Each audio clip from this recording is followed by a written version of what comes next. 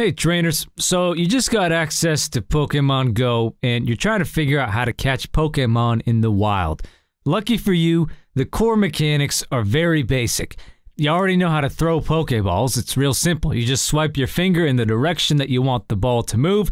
If you hit the target, you'll attempt the catch. Same old Game Boy logic applies here. You get 3 movements from your Poké Ball and you can call it a wrap. That Pokemon is yours. As with the original games, the higher quality your ball is, the less likely your target is to escape. But don't waste your Great Balls or Ultra Balls on weaker Pokemon. They're not easy to come by. Regular Pokeballs can be found in abundance, however, so you should rely on your skill with those and save your rare balls for a shot in an actual rare Pokemon. Speaking of skill, here's how you get to show it. Depending on the shape and the size of your Pokemon, they'll appear in different locations on your display when you first encounter them. You need to locate them with your camera as soon as possible. The more time that they spend out of your view, the more likely they are to run away. If you're not able to keep the wild Pokemon centered on your screen, the chances of them escaping increases drastically. Some Pokemon,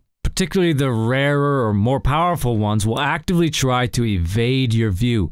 They'll dash around your body, fly over your head, or burrow under your feet. Use the game's UI to trace them as soon as possible and keep them centered on your screen. Can't stress that enough. Some Pokemon, usually the ones that you want most, are actually trying to get away from you.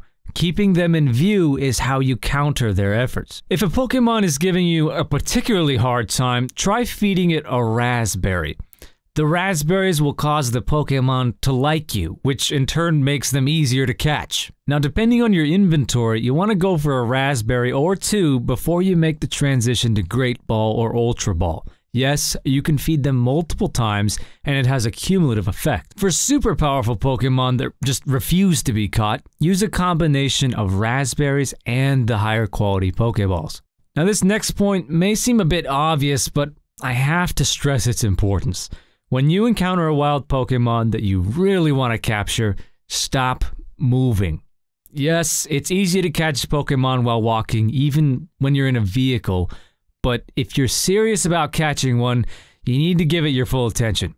Physically support your dominant hand to ensure the best accuracy possible. Even squat down to achieve maximum stability. Remember, every move or tremor that you make moves your camera, and the less time that you spend centered on your target, the more likely the target is to escape. This may sound easy for your average Pidgey or Rattata, but when you encounter your first wild Dragonite, you're gonna be freaking out, and you're gonna have a hard time holding your phone still. It's just involuntary.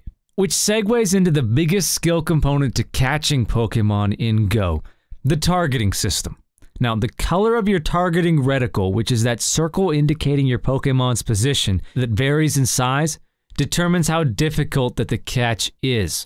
A totally untrained Squirtle, for example, is going to be green, indicating that it's an easy catch and you can easily snag him without Razz Berries using a standard Pokeball. On the other hand, a high-level Blastoise's reticle is going to be dark red, indicating that it's go time. Try hard mode engaged.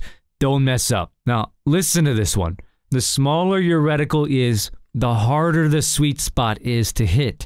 If you want to maximize the likelihood of a capture, throw the ball when the reticle is at its smallest. This requires the finest accuracy, but you'll also be rewarded for it with a significantly higher catch rate and a throw bonus. The throw bonus is the game's rating, if you will, of your accuracy. Examples include a curveball, a nice throw, great throw, and perfect throw. You'll also receive an XP bonus for your exceptional throws. So let's recap. If you really want that high-level wild Dragonite, which are very rare to encounter, you can maximize your chances of a successful capture by feeding him Razz Berries, stabilizing your body to execute high-accuracy throws, and use the throw bonus mechanic to land really skillful attempts with Great or Ultra Balls. That about does it for my tips on capturing wild Pokemon. Good luck out there, trainers. Remember to believe in yourself, and you'll catch them all. You've had the power all this time. Subscribe to my channel. I will be posting the best Pokemon videos on YouTube.